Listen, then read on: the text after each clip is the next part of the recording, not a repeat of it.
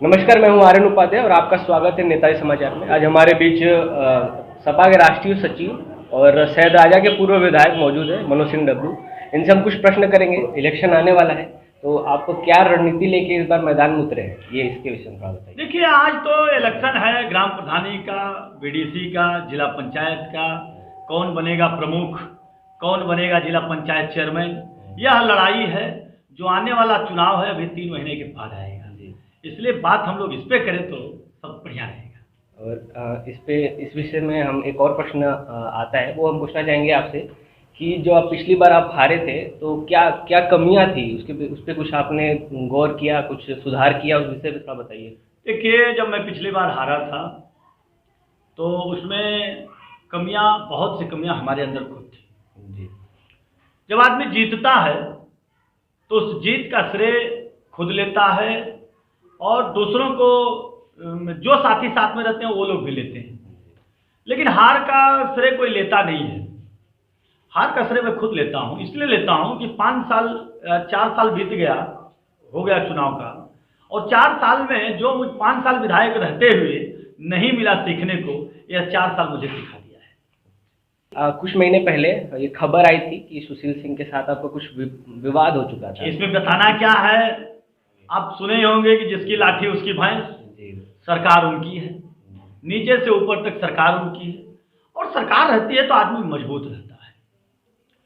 गाड़ी पता नहीं सच में गाड़ी ठोंक दिए थे या रोड पे चलते चलते भी गाड़ी हो जाती है। मेरा कहना था सिर्फ इतना ही कि खेद प्रकट करो, बात खत्म कर दो। लेकिन जानते हैं, जब आदमी, कहावत कहते हैं कि एक तो तितलौकी और दूसरे चढ़ गई नींव पर।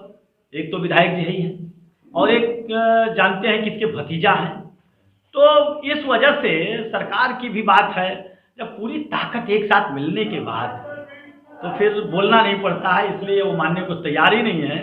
मैं कहूँगा इस मंच के माध्यम से, आप लोगों के माध्यम से एक संदेश भी दूंगा कि इस ताकत को सही दिशा में अपनाने का काम करें विधायक जी। इसलिए अपनाने का काम करें कि यह ताकत अपने लिए नहीं होता है, यह ताकत जनता के लिए है, और जनता की ताकत मजबूती के साथ तभी आप उठा सकते हैं जब उनका कुछ काम होगा। देखिए, आज आपके बगल में ही सैयद राजा में 5 तल्ला बिल्डिंग बन के हमारी बच्चियों के लिए, जो मेरी बेटी पायलट हुई है, वही 15 तारीख को चुनाव था, 12 तारीख को सैयद राजा में कह के गई थी कि मेरे पापा मेरे को जितना जैसे पाले हैं, यहाँ की बेटियों को ऐसा पालने का काम करेंगे। उसके कहने पर यहाँ पर मैं बालिका डिग्री कॉलेज बनवाया था।